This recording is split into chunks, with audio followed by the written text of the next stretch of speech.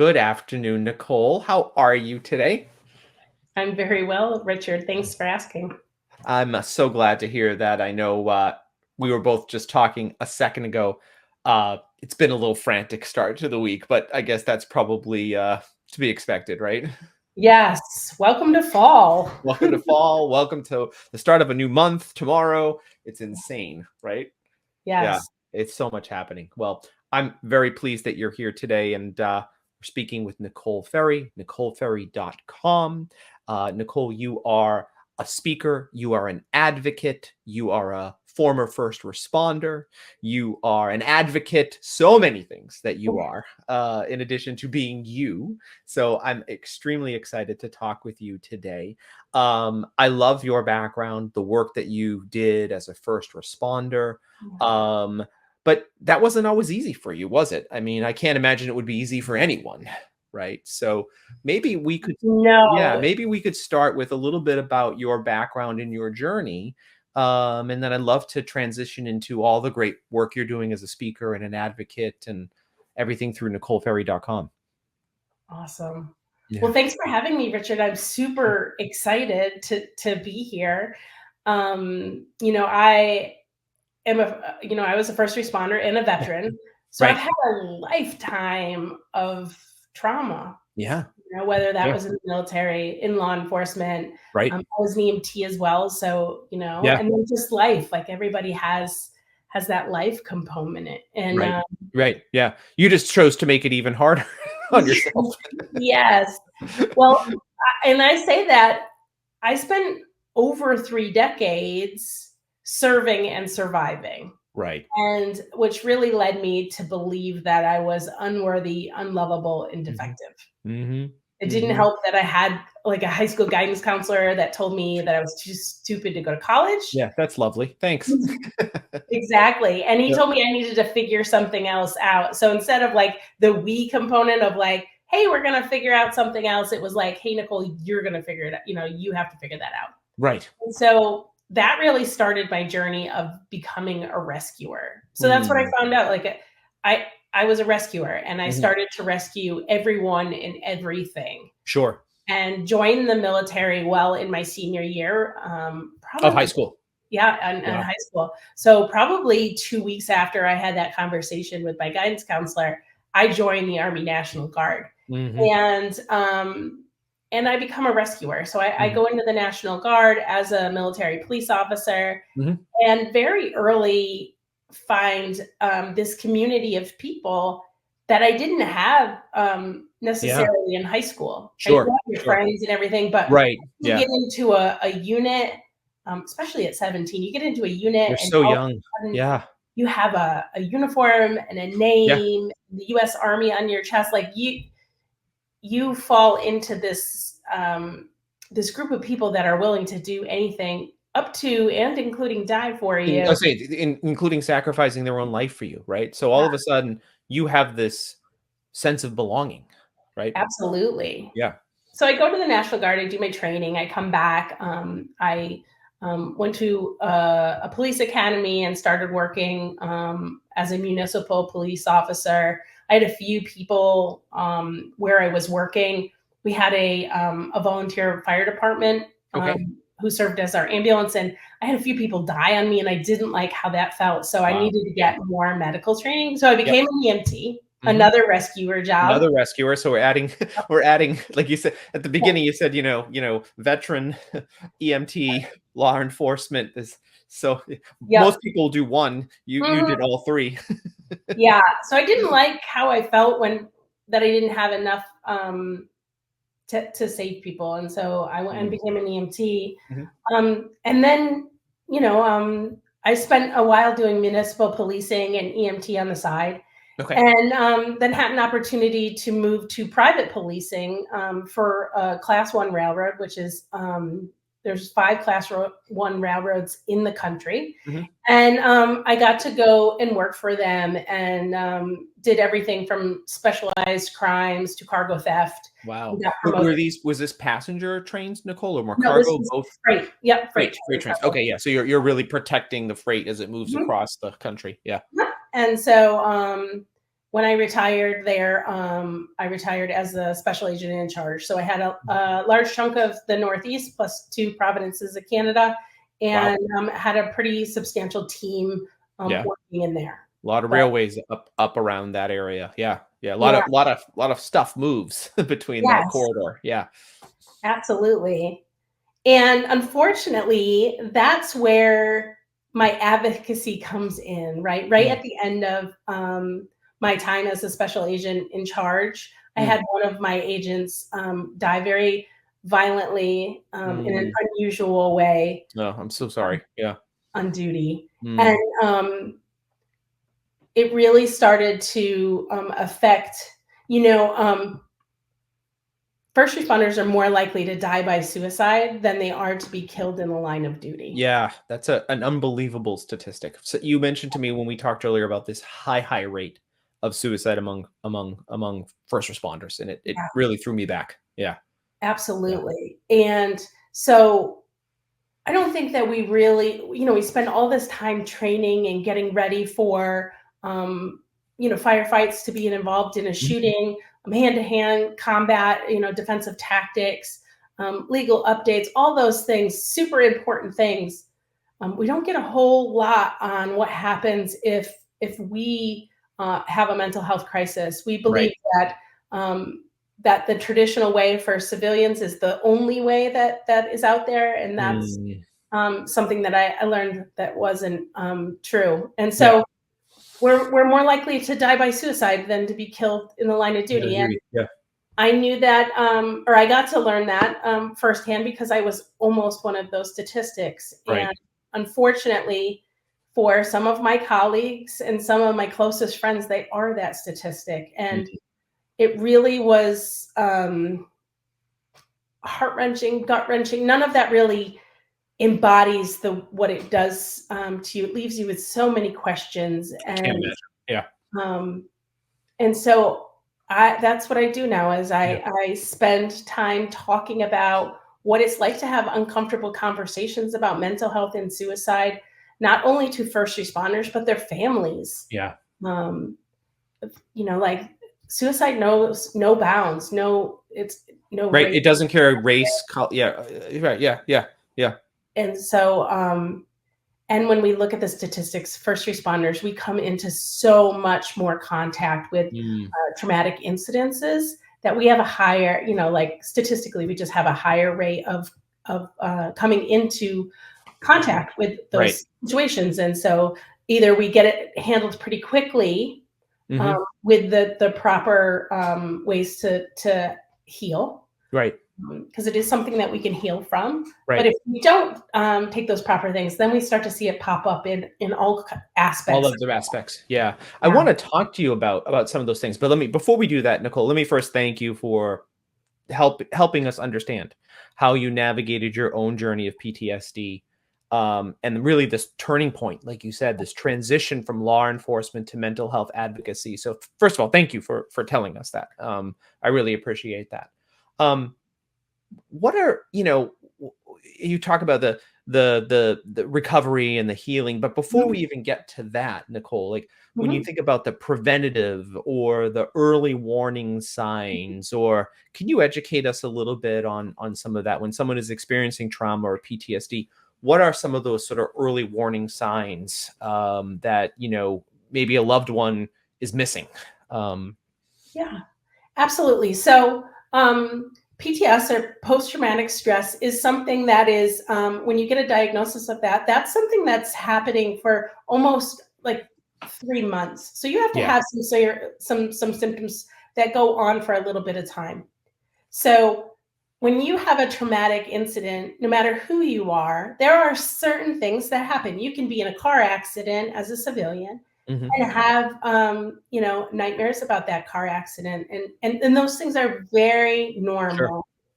It's the prolonged things, the symptoms that can occur, Mm, prolonged symptoms of nightmares or hypervigilance, or yeah.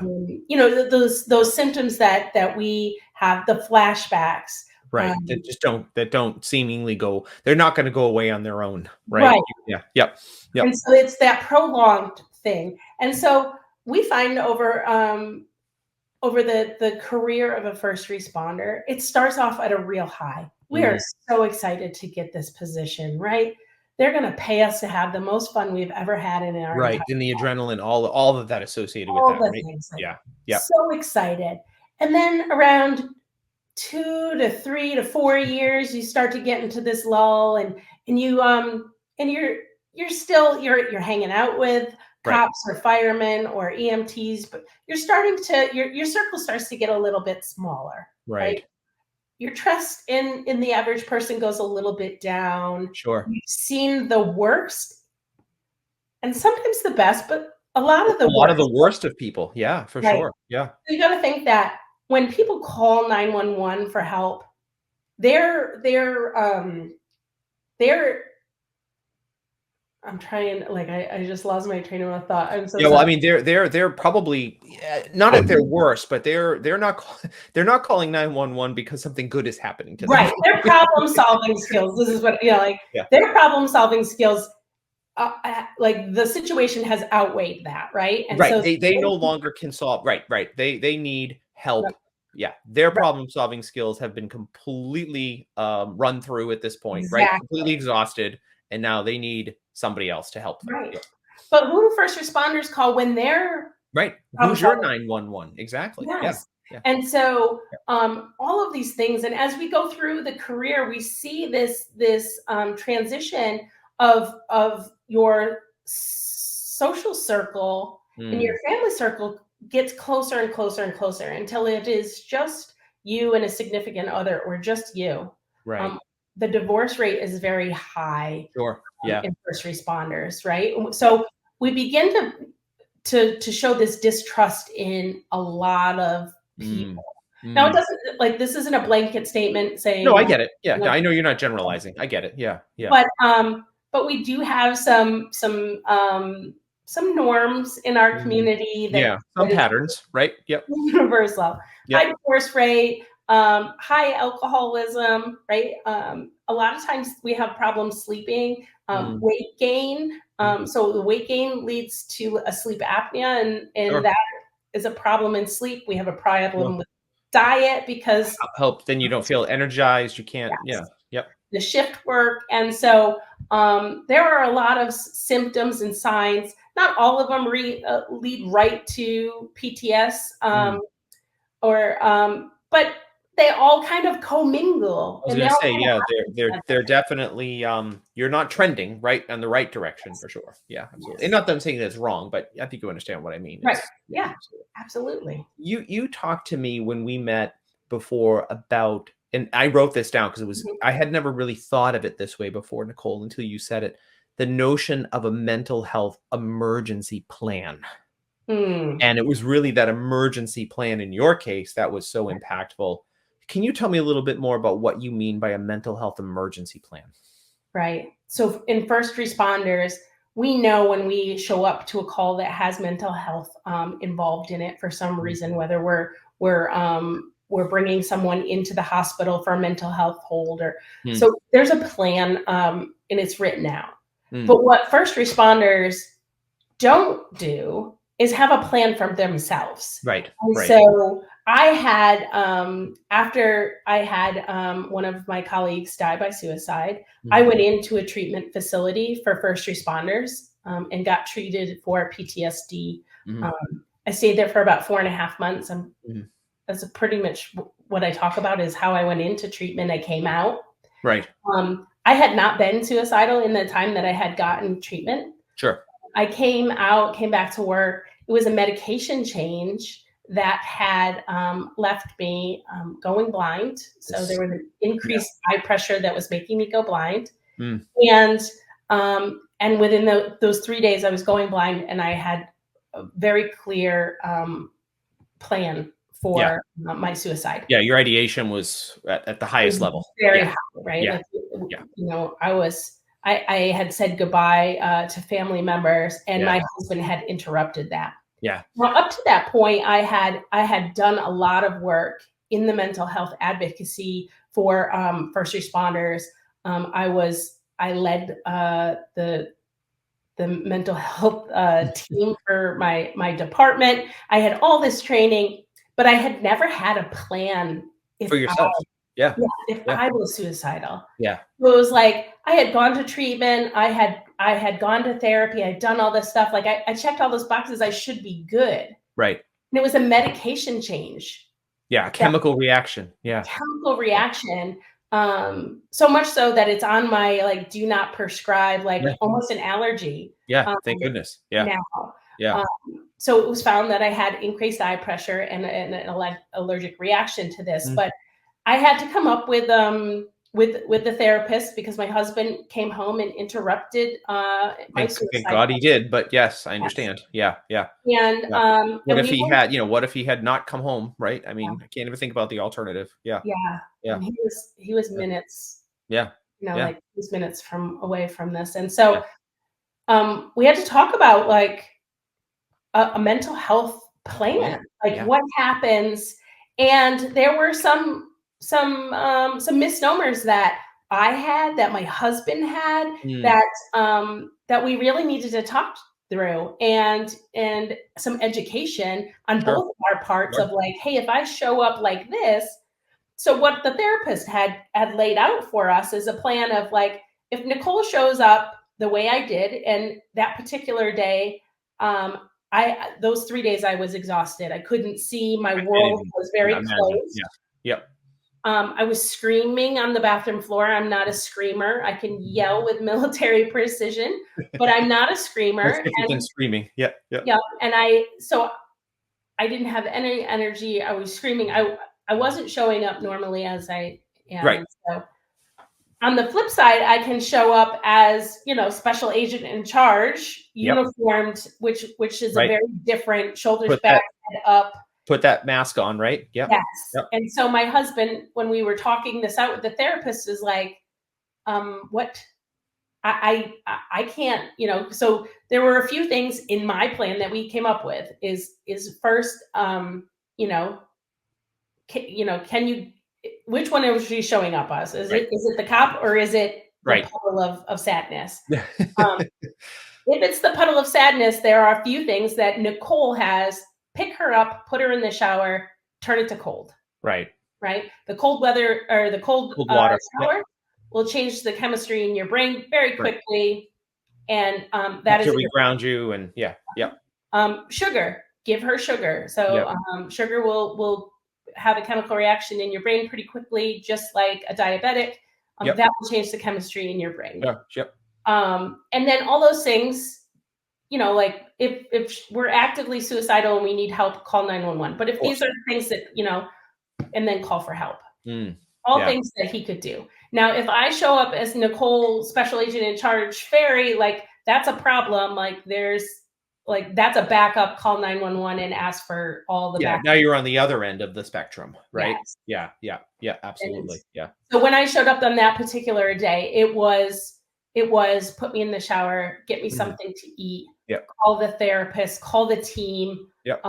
And that hey, we did have this team, although he and I didn't think of it as this team altogether. Sure. Because I was always the one coordinating this for everyone else. Right. So right. You never thought about you being the one that needed to be coordinated for. Yeah. Exactly. It's very fascinating to me, Nicole. And again, I don't have a training in mental health like you do, but I do have training in public health and care coordination, and just the idea of like thinking about this as like we would have a plan for a diabetic going into diabetic shock. Absolutely. Right. We would have a plan for a mom who's going into labor. Mm-hmm. But, Yeah. why don't we have a plan for someone who is in the midst of a mental health crisis? Yes. Right. That is these kind of practical, pragmatic Yes. steps that you're talking about. Right. And Yeah. we know that first responders are coming into contact with those high stress, those traumatic calls at such a rate Yeah. that at some point in their career, they are going to need some kind of services. Totally. We're Yep. not saying that we need absolutely this end of the spectrum, but you should at some point use some of the stuff on the spectrum to be able to downregulate. Right. And to know what that plan is. If you are an asthmatic, if you're a diabetic, just as you said, like there's a plan for all of that. First responders, this is it is so new, Right. right? Right. The International Chiefs of Police Association has had a annual conference every year since its inception. It's like 1893, I Oh my think. gosh. It's like Crazy. 131 years of annual Yeah. conferences. But this year in 2024, it's only their fourth year of having a wellness A mental health. wellness mental wow, that's So it's that unbelievable. new Yeah. to It took them 126 years to get there, right? so we're a little slow, but You're we're well doing it. on our way Yeah. to helping and having these conversations. And that's what I wanted to do when I went to treatment. Yeah. Originally, it was complete denial on my Mm. end, right? I was so I'm just going to help the team. Right. I That's was it. going to Yeah. rescue other people, Yeah. There's no I in team, right? And you're right? rescuing other people. Yep. But it was just like the airline steward that says, "Put your oxygen mask on Before helping others. Yep. before help." Like we as first responders need to help ourselves first, First. so Yep. we can save the world second. To help each other. No, I'm with you. I did a little lecture not that long ago about, as caregivers, how can we give care if we are not taking care of ourselves, Yeah. right? So a very Yeah. similar approach. Self-care is community care. Absolutely, 100%. In fact, that was exactly the message, just how you succinctly put it there. Yeah. I don't want to pivot too hard, but I do want to talk about your entrepreneurship journey. I do want to talk about NicoleFerry.com. You did something that's very near and dear to me, which is E for All, Entrepreneurship for All. I've been involved with that program for many years. Yeah. And that was kind of the start of things for you, right? And kind of Yeah. shifting to an entrepreneurial mindset. Um, can we talk a little bit about that shift and kind of your move Absolutely. there? Yeah, I would love to hear more about that, Nicole. Yeah. So even before this was happening, I come from a family of entrepreneurs, right? Mm, Both my mom and dad were entrepreneurs and owned their own business, small that's cool. businesses. Yeah.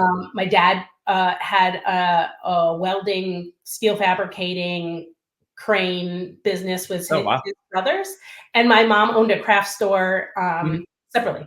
Yep. Yep. So we were a creative family, Yeah. and Well, you're making your own way all the time, right? I mean, yeah. right. Mhm. Yeah. And so when I had helped plan a bunch of weddings. This is very pivoting off of mental health, but I Yeah. had helped plan a bunch of weddings for friends and families, and I was having a real problem in the place that we lived about getting dates for different things. And Sure.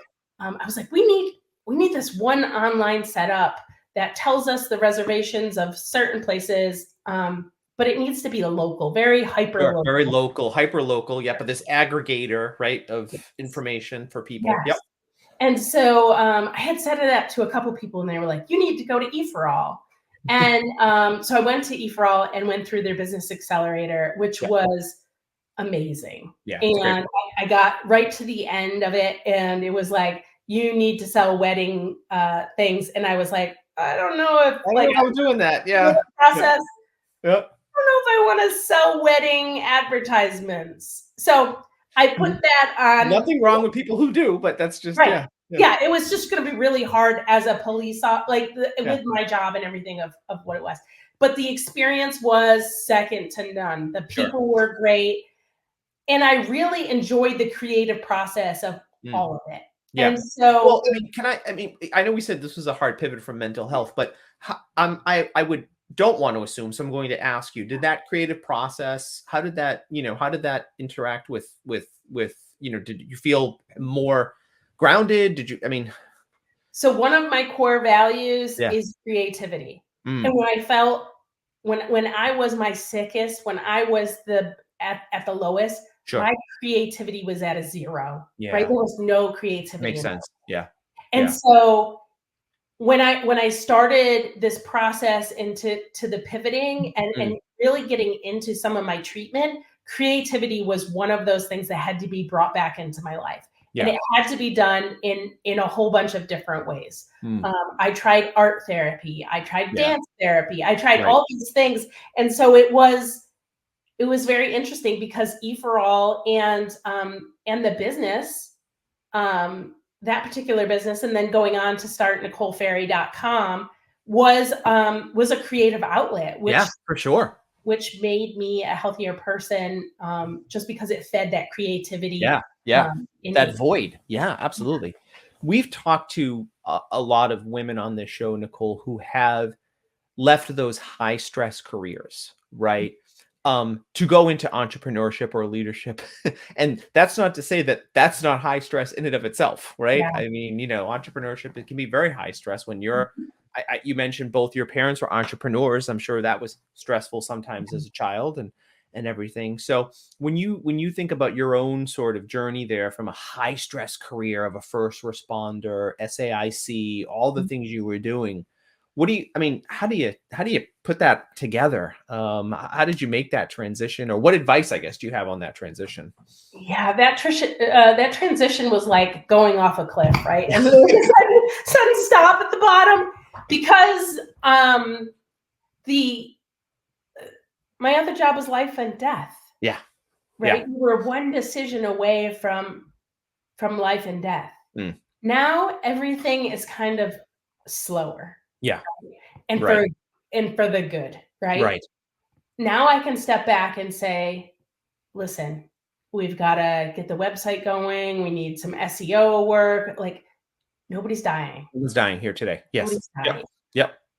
And so that has allowed the sense of relief and the pressure Mm, to come down of like, that's great. we can get all this done, right? Yeah. This is Yep. a very important message, and we are saving lives in that message. And I Right. am a firm believer in the fact that I can see the one-to-one in the position I have now, Mhm. where I went out as a police officer and I did work, and I worked with thousands and thousands of people. Sure. And yes, you did good there, but this what I'm doing now and the speaking now, and the people that I help, it's a one-to-one. Yeah, I My get that. impact Yeah. is so much greater Yeah, here, for sure. and the fulfillment of that, of like, hey, I can be hyper focused on one person and helping them get to a therapist, or get to Mm. treatment, or just having a conversation with a family member to say, all right, here are some resources that you can use. Yeah. um, and while it is very high stress, I'm not going a million miles an hour, Right. which Right. makes the situation, everything just kind So of, much more clear and yeah, yeah, no, I don't want to say tranquil, but more just like manageable, yeah, right? Yeah. more manageable. And for my family life, right? We said that it was, we're coming into October and it's really busy. This is not busy compared to, Yeah, what you were living with the life you were living yeah. before. Yeah. No, I understand that. Yeah. My life is so much more at peace. I'm doing much more one-to-one work where I get to see that outcome. The I get result. to Yeah. So the creativity is there and Mhm. the impact is there, right? You're Yes. seeing that impact. That's amazing. And I get to mentor for E4All, so I get to help Oh, that's great. people. I'm so excited to hear that you're an E for All mentor. Oh, that's Yeah, awesome. so I get to see, and I help with the creativity that I've learned either from working for a Sure. Fortune 200 company, which is what the police department I work for, one of the Yeah. Yeah. Big, railroads, big company. Yeah. like, but the small business, that it all comes together, and it really has helped a lot in my Yeah. healing to have That's an amazing. outlet that didn't have that high stress Mm. in the way it did before. Sure. Sure. I was spending some time on NicoleFerry.com, and with the advocacy work you're doing, the public speaking you're doing, the training that you're doing, I Mhm. know a big part of what you're focused on, Nicole, is kind of, I guess I'll call it a culture of support and a Mhm. culture of resiliency, right? Yes. Talk to us a little bit about what you are trying to lead these organizations to sort of discover as part of creating a culture of support and resiliency. Yeah. So this isn't just a first responder thing, Mhm. right? Right. Any person out there, trauma is trauma is trauma. Mm. So Richard, you could be, like we said, in a car accident, Right. and your 10 could be, your 10 is a 10 and my 10 is a 10. So Right. there's no competition when it comes to Right. Yeah. trauma. There's never a competition here. Yeah. Right. Yeah. And so Yeah. that's a big misnomer. Yeah. People, as a veteran, they were like, well, I never, like, I didn't serve in the military, or I Right. didn't, like, everyone in their life has had the worst Right. everything in their life. And so a 10 Right. is a 10. There's no competition there. Right. And I think that's a very important distinction you made because people will try to one up each other in those Yeah. instances, right? Yeah. Yeah. So what I'm trying to do is really bring trauma informed leadership Mm. out, right? So I have gained a bunch of this experience because I have led people who have had trauma. I've Yeah. led large teams that have had trauma, and I've had training in it. I've Mhm. had training in multiple facets, whether it was Right. law enforcement, whether it was the FBI, whether it's been Kripalu and mindfulness-based stress reduction and Right. yoga. I Right. bring all these together Yep. to bring out what trauma-informed leadership looks like and what Mm. resiliency looks like. Because maybe you work in an office and you're leading a team of program managers, and you have one person who's consistently late all the time, or you see a change in their behavior, and maybe we need to dig in and Yeah, find some that noticeable pattern to understand what's happening. noticeable pattern that's Yeah. happening. Yeah. And I'm not saying you get like you get off the hook or anything, but like understanding, their parent could be going through a traumatic cancer. Their spouse could be going through something, one of Right. their children. Sure. Yeah. Yep. Yeah. And Mhm. so, not giving people free passes, but the Yeah. understanding and the empathy of like, Yeah. hey, this is going on. Can I help you with any of this? Can the Right. team help you with any of this? Maybe there's something they can do, maybe there's not, but maybe there's some resources that the company offers. Now, the small businesses maybe not have the large Yeah. package of resources. They don't have those resources available to them. Yeah. Right. But Yeah. if you're working for a larger, if you're working for a company that offers benefit packages, there are very few insurance companies right now that don't offer mental health packages, Sure. Sure. right? Right. Or And that EAP could be, programs or yep. yeah. I mean, that could be going to the chiropractor. It could be weight Right. loss, could be sleep, diet Smoking health. cessation. Sure. Yep. Yep. Absolutely. So using some of those resources that are already given to you and making sure that you're an advocate as a leader for those. Mm.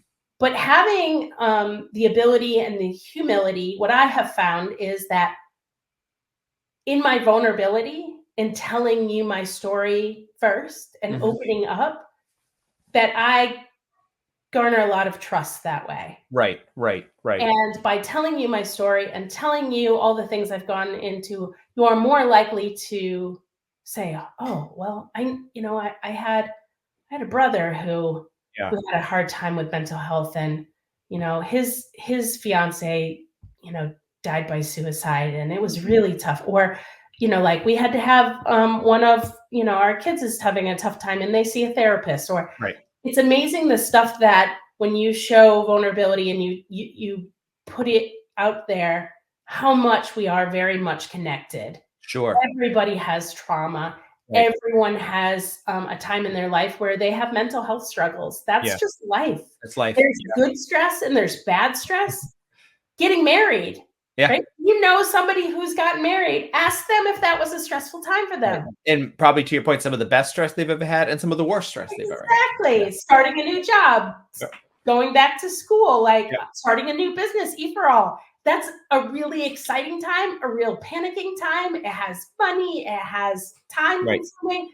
So there are good stress and bad stuff, and realizing that we all go through it. We all have times where we need a little bit of help. And hey, what if we had a plan with our significant other or our family and said, hey, when I'm in a rut, we're not talking a day or two, but if I'm in this rut for a week or something, and I'm not on a new medication, because that was Right. Something so there hasn't been like some environmental change, right? right. Yeah. That like we have this like time where we can sit down and say, hey, I'm noticing something, or maybe we should, Mm.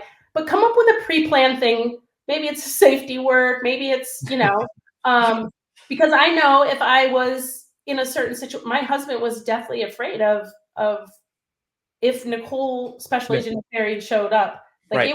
that was a It was trouble. that Yeah. was trouble. And Yeah. so now we have been able to have really in-depth conversations that we Mm. never would have had before I had gone to treatment. Even after treatment, unless this this suicide episode had happened, we probably would have never come up with this plan. And you Yeah. know, I hope to God that we never have to Put it into place. put Yeah. it into place. Yeah. But I feel like now he has he has the he has the ability. Sure. I have empowered him to be able to say, we got to talk. We got Yeah. something's going on. I need you. We need to call. I never gave him any of the numbers for any of the resources. I really held all that power. Yeah. And now I empowered him to be like, hey, we got to call the therapist. We got to call this person. Like, I'm seeing things. Yep. And really that's part of the trauma informed leadership is like, hey, I'm seeing a pattern that looks like this. I'm not labeling you. Right. But I'm just seeing this pattern. Yeah. Yeah. And so, just giving people the opportunity to have communication and share that vulnerability. And I think that they would be seen and heard.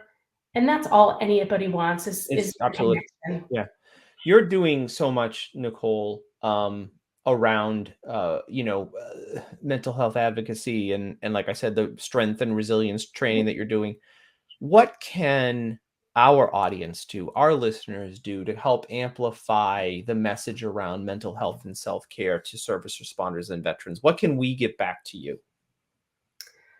Oh, what a good question, Richard. There's so many things that like immediately my mind goes blank because it's hard for an outside person to say, but just being seen, right? It is a very tough time to be a first responder. And just to be seen and to be thanked is a really, really big deal. Really big. Yeah. And every one of them wears a name tape, right? Right. So you can see their name. Yep. Officer Smith, Officer Morgan. Yep. Thank you. Yeah. Yep. That first responder is going to be so uncomfortable with the thank you, right? I don't like that. Yeah. Right? Like it feels bad, but it really does, especially if you use their name. And this goes for anything. If you use anybody's name, like that is the shortcut to everyone's heart. Let's hope so. You want to be seen. There's two things that humans were made for: struggle and connection. I like that. Right? Yeah. So we are wired to struggle, all of us, and we are all wired to connect. To connect at some point. Yep. Yeah. So we've got the struggle thing. Got that down.